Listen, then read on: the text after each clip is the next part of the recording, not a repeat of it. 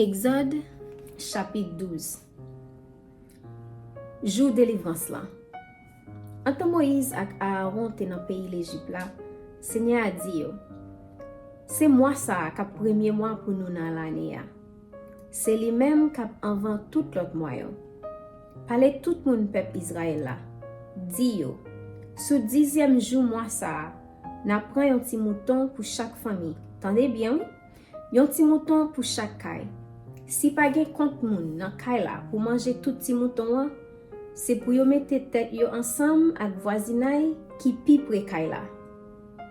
Na calculer quantité moun qui nécessaire pour manger mouton. Ça chaque moun ka manger. C'est pour ti bête nous choisir yon ti mâle qui gen 1 an. Et puis qui pa gen aucune infimité.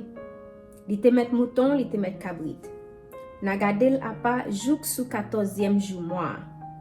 Jou sa, nan aswe, tout moun Israël yo va touye ti bête la avant li fin fè noir. Na pran ti gout sang nan bête la, na pasel sou 2 chambran pot kay la, ansam ak sou traves lento pot la, nan kay kote na manje ti bête la. Même nuit sa, na boukane viande nan. Après ça, na mangel avec pain qui fait sans lait de vin et puis ak feuille l'amant. Pinga nous manger viande nan ni manqué cuite ni bouilli.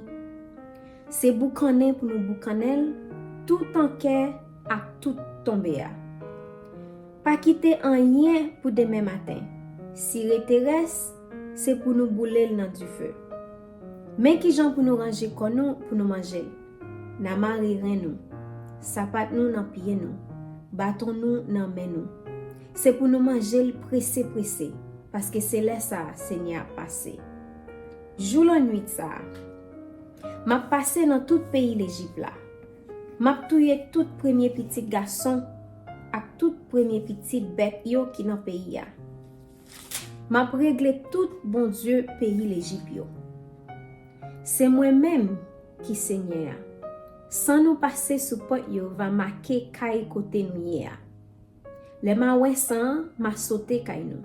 Comme ça, le m'a frappé pays l'Égypte là, châtiment pas tomber sur nous tout. Jou ça, c'est un jour pour nous pas jamais oublier. C'est pour nous fêter tant qu'on yon fête pour Seigneur. Chaque lait va arriver. C'est pour nous passer une loi pour nous toujours fêter fête ça. Nous-mêmes à toute petite nous yo. Pendant 7 jours, c'est pour nous manger pain qui fait sans lait de vin. Depuis premier jour dans mois, n'a wete tout lait de vin en dedans la kay nou. Parce que depuis premier jour arrivé sous 7e jour, si yon moun gen malè manger pain qui gen lait de vin là-dedans, c'est pour yo disparaître li nan mitan peuple Israël là. Sous premier jour ak sous 7e jour, n'a réuni pour nous la prière. Jou sa yo, nous pas faire aucun travail. Manger assez n'a fait pour tout le monde manger. N'a toujours fêté fête pain sans lait de vin. Parce que c'est jou ça, moi te fait toute la me moun nou yo sorti quitter pays l'Égypte. N'a toujours fêté fête ça. De petite en petite, tant qu'on yon loi qui l'a pour tout temps. Dans premier mois, depuis 14e jour, nan aswe rive jouk sou 21e jour, nan aswe tout, c'est pain sans lait de vin pour nous manger. Pendant 7 jours sa yo, pap gen lait de vin la kay nou. Parce que n'importe moun qui va gen malè manger pain qui gen lait de vin, yo gen pou yo disparaître li nan mitan peuple Israël la. Kit se yon étranger, kit se yon nan nou. C'est pas pour nous manger pain qui gagne lait de vin. La kay nou, c'est pour tout moun manger pain sans lait de vin. Moïse rele tout chef famille peuple Israël là, li di yo. C'est pour chaque moun al chercher yon ti mouton ou sinon yon ti cabrit pour yo touye pour fête délivrance là pour famille nou. Après ça, na prend yon branche hysope. Na trempel nan kivet qui gen 100 bêtes là. Na passé sous 2 chambran pot là ak sous traverse lintoa. Après ça, piga personne sorti de yo la kayo jouk li jouk. Comme ça, le Seigneur va passer dans le pays l'Égypte là pour tuer moun pays l'Égypte yo, la wè sang sous chabran yo ak sous lentoa, la passer devant porte là, li pap kite moun qui responsable pour tuer a entrer la kay nou pour tuer nous. N'a fait tout bagay sa yo servi tant kou yon loi qui là pour tout temps. Ni pour nous, ni pour petit nou yo. Le nan entre dans pays Seigneur pral ban nou an, Jean te promet là, c'est pour nous toujours faire cérémonie ça.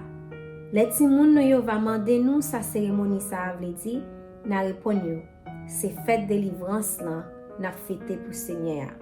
Parce que li te sauté kay moun peuple Israël yo dans pays l'Égypte. Lè li tap touye moun pays l'Égypte yo, kon sa li pat fè nou anyen. Après toute parole sa yo, tout moun peuple Israël yo met à genoux. Yo baissé tête yo à terre pour adorer Seigneur. Les fini, yo levé, yo allé, yo fait tout ça Seigneur te bay Moïse ak Aaron l'autre faire. Oui, yo fait tout bagay Jean li te bay l'autre là. La mort tout premier garçon moun l'Égypte yo.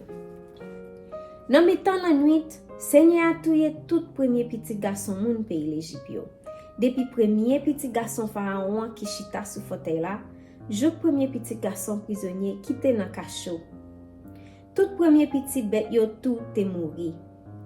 Jou la nuit ça, pharaon a levé, lui-même tout chef li yo ensemble avec tout peuple pays l'Égypte là.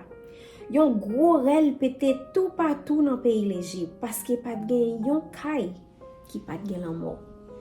Nan mitan la nuit lan, pharaon fait rele Moïse ak Aaron li di yo, leve, allez faire route nou. Ou ete kon nou nan mitan peuple moyen. Nous même ensemble ak moun peuple Israël là. Allez, moi di nou. Al fait service pour Seigneur a Jean nou te di ya.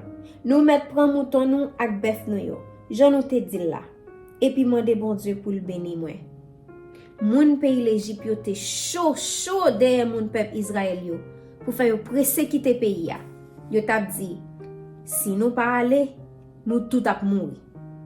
C'est comme ça peuple Israël là prend pas de farine là, sans yo pas encore mette le vin là-dedans. Yo mette yo sous platine fou yo. Yo vlope yo nan radio, yo mette yo sous épaule yo. Moun peuple Israël yo te fait ça Moïse te di yo a. Yo mande moun pays l'Égypte yo bijoux en argent, bijoux en or ensemble ak rad. Seigneur te fait moun pays l'Égypte yo gen cœur sensible pour peuple Israël là. Yo ba yo tout ça yo te mande. C'est comme ça peuple Israël là prend tout bagay moun pays l'Égypte yo. Jou de pas peuple Israël. Moun peuple Israël yo parti quitter Ramsès pour Soukot.